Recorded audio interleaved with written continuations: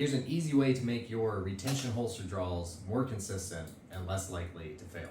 Hey, Caleb here, the founder of Patriot Training Center, and today I got a very quick tip for you that has to do with retention holsters, especially if you're using any of the Safariland holsters, which are excellent. This one here is a Safariland ALS. I forget the exact model number, but it's for the red dot pistols. It's got the cutout for red dot pistols. Now, the whole idea behind retention holsters is just like the name implies, it's supposed to retain the gun. So the gun stays in there until you engage some type of device on the gun to release the gun so that you can draw it.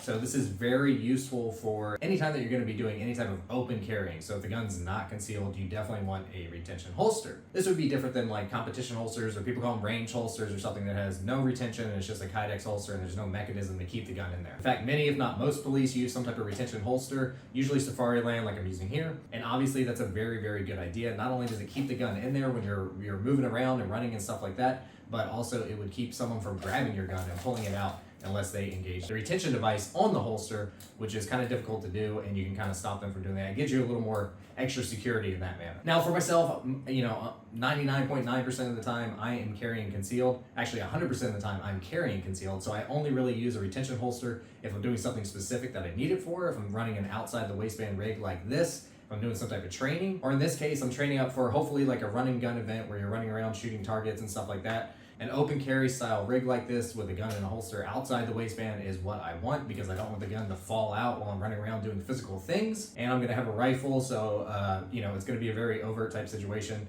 And that's why I'm putting in a little more work with one of these retention holsters. So today I have a quick tip, and it's actually kind of like a quick product review for a device that I think you should check out if you're running a Safariland style holster, and that is called the Numb Mod. This is just a little piece of marketing material that came with the Numb Mod, and it's a very simple, I think it's like less than 30 bucks at least, but maybe less than $20 depending on where you find it. But it's just this little tiny piece of extra aluminum that goes right on the retention device of the Safariland holster. And what that does is it allows you to get a much easier purchase on the retention device and engage it as you're going to draw the pistol. So for me, so far, I found this extremely valuable because I don't know whether it's my smaller hands or maybe just because I don't have as much experience. I'm sure it's a training issue that I could overcome, but I saw these and I was like looking at it and I thought, hey, I'd like to try this out. And so far, I really like it. Because what I found is I'm so used to concealed carry and I started going fast. I'm trying to draw the gun and I hit it most of the times and draw the gun. But I'm going fast and I'm working through dry fire and really pushing the speed and stuff like that, and you get one of these. And the gun doesn't release and it takes a second and you gotta do it, right? So what this does is it makes that less likely and it makes it a little more smooth. So for me, when I'm coming in, I'm coming high up on the tang of the pistol grip. Again, just like drawing from concealment, you don't want to hit low on the pistol grip. You want to come up as high as you can on the pistol grip here. Thumb flagged high, and that puts my thumb right in the correct position to where I hit that and get that retention device, and it comes and pops right out. So a few draws just to show you what this looks like. Now you could still certainly miss your draw, but for me so far, it's making it a lot smoother.